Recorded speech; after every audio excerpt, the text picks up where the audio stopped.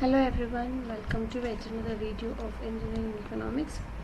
In today's video, we are going to see a role play of different banks. So in this video, my mentees, my students are going to discuss with you regarding the roles played by different banks. Hopes this video will be very useful to you and a clear discussion regarding the different banks and what are the functions of different banks will be explained by my students. So over to video. Do watch the video fully and do share your comments. Thank you. I'm going to explain about commercial bank. A commercial bank is a financial institution that accepts a deposit for the public and it gives loans for the purpose of consumptions and the investment to make a profit. It can also refer to a bank or a division of a large bank that deals with corporations of a large middle-sized businesses.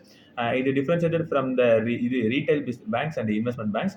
Commercial banks includes private sector banks and public sector banks. However, central banks functions differently from commercial banks. Despite a common micro commercial bank, commercial banks accepts various types of deposit from the public, especially from its clients, including saving account deposits and fixed deposit. These deposits are returned whenever the customer demands it after a certain time period. Commercial bank provides loans and advances of the various forms, such as cash credit, bill discounting, money, etc. They also give demand and term loans to all type of clients against a purpose security.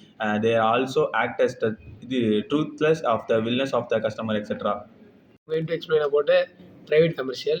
A private commercial bank is a type of financial institute that is owned and operated by private individuals, groups, and corporations rather than being a state owned or public.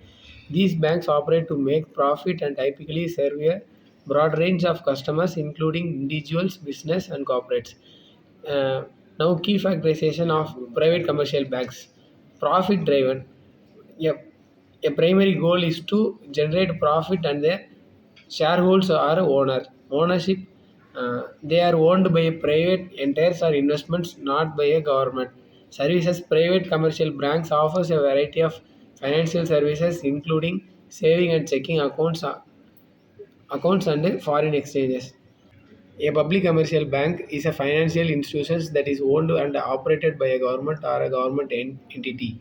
These banks are focused on providing financial services such as saving and checking accounts, loans, and credit finances. But unlike private commercial banks, they are not profit driven. Instead, their goal to is often serve the public interest, promote financial inclusions, and support national economic development. Key characterization of public commercial banks. Government ownership. These banks are owned either fully or partially by the government. They may be listed on stock exchanges but with the empty shares held by the state. Public served focus. While they do generate profits, their primary mission is to serve public and promote economic stability. They may profitialize financial inclusion by offering low interest and loans and accessible bank services. Regulations. Public banks are highly regulated by the government with having strict oversight to ensure that the public policy goals. The example for this bank is bank. The example for a commercial bank is a State Bank of India and a Bank of America. Going to explain about regional rural banks are specialized financial institutions that were established to provide banking services in rural and semi-rural areas. And they aim to promote financial inclusion by offering affordable credit and financial services to unserved populations, especially farmers, small entrepreneurs, and rural households. RRBs play a crucial role in rural development and poverty alleviation. Key characteristics of regional rural banks. First one, rural focus. RBS primarily operate in rural areas with a focusing on providing banking services to rural farmers, small business, and low-income households. Ownership structures. RRBs are typically jointly owned by the government, public sector banks, and sometimes state governments. The government holds the majority stake. Affordable credit. RRBs offer affordable and accessible credit to rural populations who might not have access to traditional commercial banks.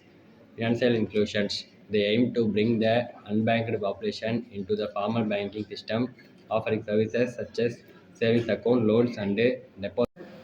Cooperative banks. The cooperative banks are financial institutions that are owned and operated by their members, who are typically individuals or groups with a common interest, such as residents, community workers, or farmers. Unlike commercial banks, which are profit-driven, cooperation banks focus on serving the needs of their members, often providing financial services like savings accounts, loans, and credit at competitive rates.